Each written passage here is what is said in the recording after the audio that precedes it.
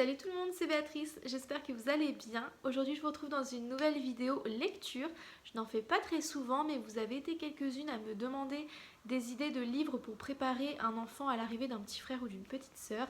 Et ça tombe bien puisque je suis enceinte de bébé 2, donc ma fille de 4 ans et demi attend l'arrivée d'un petit frère ou d'une petite sœur, c'est la surprise, on ne sait pas et on ne veut pas savoir. Du coup j'ai acheté quelques livres pour la préparer, ça fait plusieurs mois maintenant qu'on les lit et ma foi pour l'instant elle vit très bien cette nouvelle, je veux dire elle n'a pas eu de peur, elle a pas de jalousie, pour l'instant il n'y a rien eu de tout ça et pourtant je suis séparée de son papa, elle n'est malheureusement pas beaucoup chez moi donc elle pourrait fortement voilà, être jalouse ou avoir peur qu'on l'aime moins parce que bébé sera toujours ici et pas elle. C'est des peurs qui sont complètement légitimes mais elle ne semble pas les avoir maintenant. Elle ne semble pas les avoir, mais qui dit qu'elle ne les a pas réellement? Après, on parle énormément, elle sait qu'elle peut tout me dire. Je pense que s'il y avait des craintes, elle me l'aurait dit. Donc, en tous les cas, a priori, ces livres préparent plutôt bien. Ce ne sont pas les livres qui font tout, hein, bien entendu, c'est avant tout aux parents de communiquer avec son enfant. Mais les livres, c'est un petit plus, voilà, ça peut être un support assez sympa. Et nous, on aime beaucoup lire dans cette maison, donc forcément, j'aime bien trouver des livres en rapport avec ce qui arrive dans nos vies. Voilà, donc je vais vous en montrer 1, 2, 3, 4, 5, 6 qui selon moi sont vraiment cohérents pour ce sujet-là. Mais je vais aussi vous en montrer quelques autres qui peuvent aider quand même. Parce que les livres que je vais vous montrer premièrement vont beaucoup parler tout simplement de l'arrivée d'un bébé dans la maison, quoi, d'un petit frère, d'une petite sœur. Ça peut aborder la grossesse ou ça peut aborder le fait que bébé soit là. Et les autres, pas forcément, mais un peu quand même. Enfin, ils peuvent avoir leur utilité pour aider l'enfant à gérer sa peur, voilà, qu'on l'aime moins parce que voilà, il y aura un nouveau petit bébé à aimer. Bref, j'arrête de blablater et c'est parti, je commence avec le livre coup de cœur de ma fille. Vraiment, elle me le demande tout le temps. Quand je vais la chercher à l'école et que je lui propose qu'on lise un livre dans la voiture, elle me dit toujours Graines d'amour. Et des fois, je lui dis oups, j'ai oublié de l'emmener, elle est toute déçue. Donc vraiment, celui-ci, c'est un coup de cœur.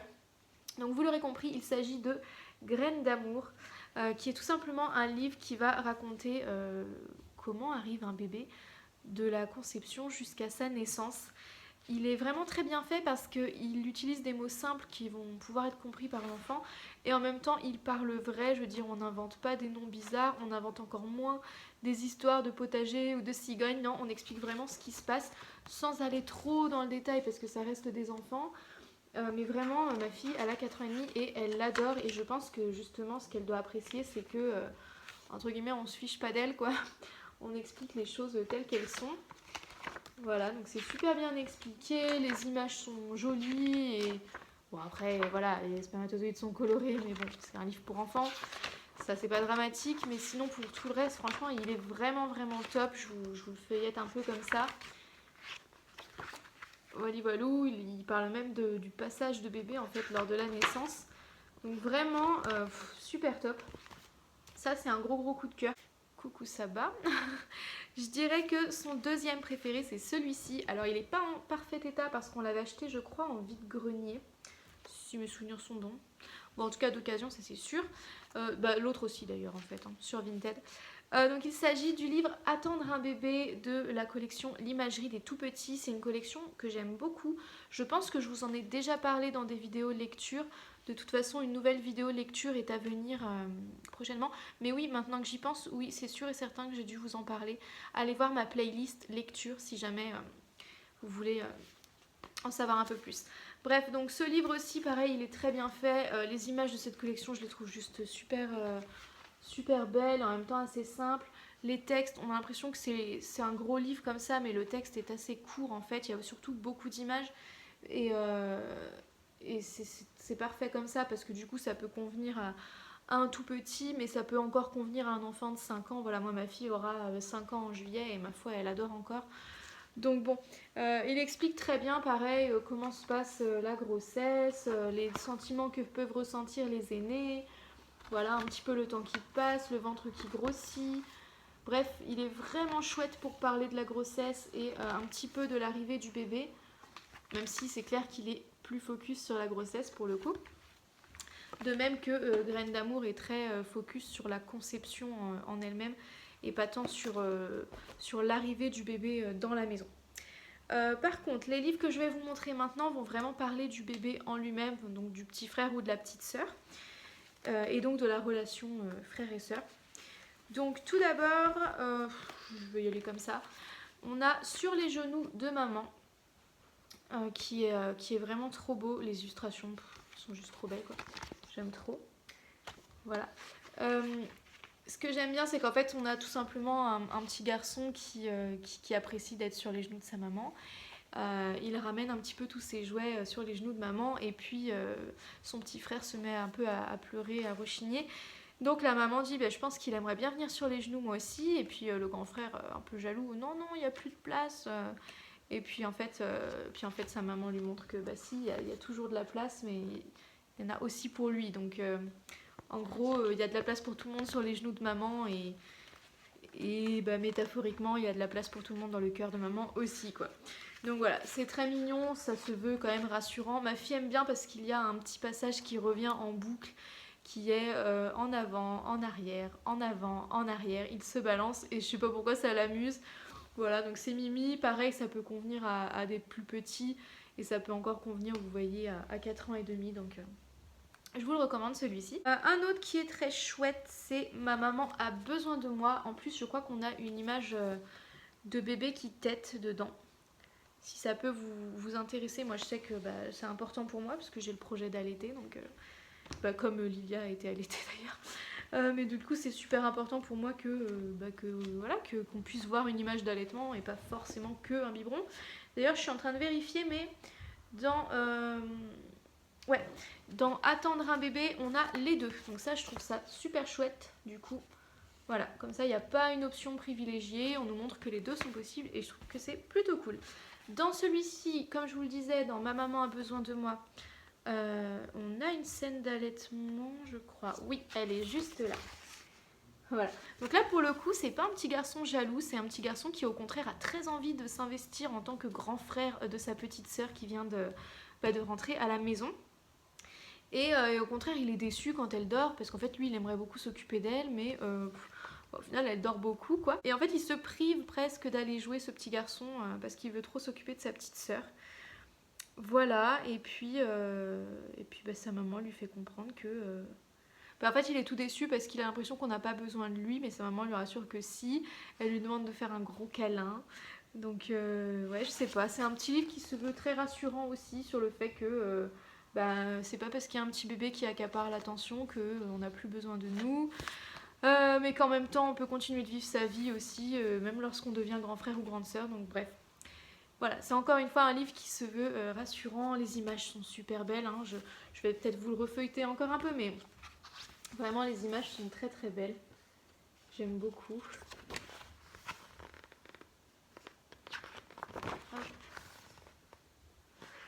Voilà, voilà, ça bat le retour. Et le dernier que je vais vous montrer du coup, c'est Un amour de petite sœur. Alors lui, on l'a depuis longtemps, mais bien avant que je sois enceinte. Complètement par hasard, mais j'étais trop fan des images, de l'univers, et puis de ce qu'il retranscrit en fait.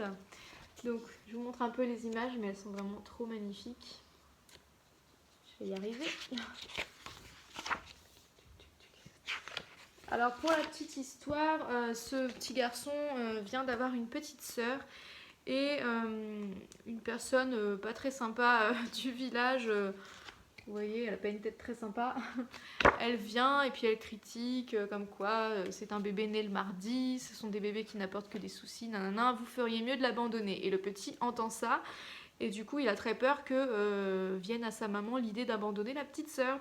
Donc il décide de l'emmener, de se cacher un peu dans la jungle pour la protéger, et puis de prendre soin d'elle pour pas qu'on l'abandonne dans le désert, comme le conseillait la vilaine femme. Et puis bon, au final, il se rend bien compte que il a beau faire de son mieux, c'est quand même sa maman la mieux placée pour répondre aux besoins de ce petit bébé. Donc tout seul, c'est un peu dur. Du coup, il finit par la ramener à sa maman qui est incroyablement soulagée de retrouver ses deux amours. Et puis du coup, ils ont une petite conversation. Voilà, la maman le rassure, comme quoi elle ne l'aurait jamais abandonné et tout et tout. Bref. C'est un petit album plein de tendresse. J'apprécie le fait que... ben, tous les albums qui vont parler d'un petit frère ou d'une petite sœur ne soient pas forcément des albums qui vont parler de jalousie, de rivalité, etc. Parce que ben, là, par exemple, je vois que ma fille, pour l'instant, elle n'a pas de problème avec ça. En tout cas, elle ne semble vraiment pas avoir de problème avec ça. Et je me dis que si tous les livres parlent de jalousie du grand frère ou de la grande sœur, un petit peu comme ça peut être le cas dans Sur les genoux de maman, bah c'est dommage parce que du coup ça peut venir mettre l'idée dans la tête de l'enfant que le petit frère ou la petite sœur est un rival, alors que lui-même ne l'avait pas encore vu comme ça. Donc c'est bien qu'il y en ait, c'est pour ça que j'en ai quand même choisi un, parce que si jamais elle le ressent, bah, elle peut voir aussi que elle a le droit de le ressentir, c'est un sentiment légitime. Mais je voulais pas choisir que des livres axés là-dessus. J'aime bien aussi voilà, des livres assez finalement légers, où tout se passe plutôt bien.